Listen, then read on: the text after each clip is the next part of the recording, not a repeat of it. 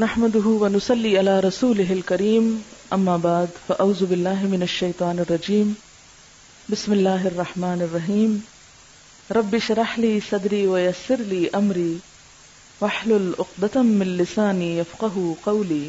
استغفار کثرت سے کرے انسان، تسبیحات پڑھے اور ان تسبیحات میں استغفر اللہ الذی لا الہ الا هو الحی القیوم واتوب الیہ، تو جو شخص یہ پڑھے گا اس کے پچھلے گناہ معاف کر دیے جائیں گے، اگرچہ اس نے کفار کے مقابلے سے بھاگنے کے گناہ عظیم کا ارتکاب ہی کیوں نہ کیا ہو، کبیرہ گناہ ہی کیوں نہ ہو۔ خالص توبہ، سچی توبہ جس میں حقیقی طور پر عمل بدل آئے، یعنی ایسی سچی توبہ جس کے بعد گناہ کا کوئی ارادہ نہ ہو، پکا وعدہ کر لے انسان میں آئندہ نہیں یہ کروں گا۔ ایسی توبہ کی کچھ شرائط ہے۔ نمبر 1، جس گناہ سے توبہ کر رہا ہے اسے چھوڑ دے۔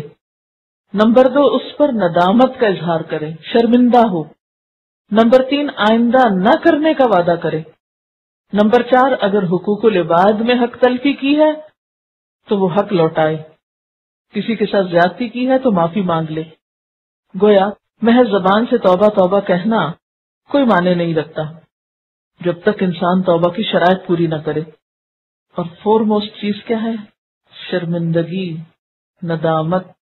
آپ صلی اللہ علیہ وسلم نے فرمایا الندم توبہ، شرمندگی ہی توبہ ہے۔ یہ جو شرمندہ ہو جائے اپنے ماضی کے کسی فعل پر، گویا اس نے توبہ کر لی۔ ایک اور جگہ پر آتا ہے کہ ایک صحابی نے کہا کہ سچی توبہ یہ ہے کہ آدمی رجوع کرے اور پھر اس فعل کو نہ دہرائے، تو نتیجہ کیا ہوگا؟ عسیٰ ربکم ان یکفر عنکم سیئاتکم، بعید نہیں، امید ہے کہ اللہ تمہاری برائیاں تم سے دور کر دے گا۔ عسیٰ یعنی جب تم توبہ کرو گے تو پھر تمہیں امید دلائی جاتی ہے کہ وہ توبہ قبول کر لے گا۔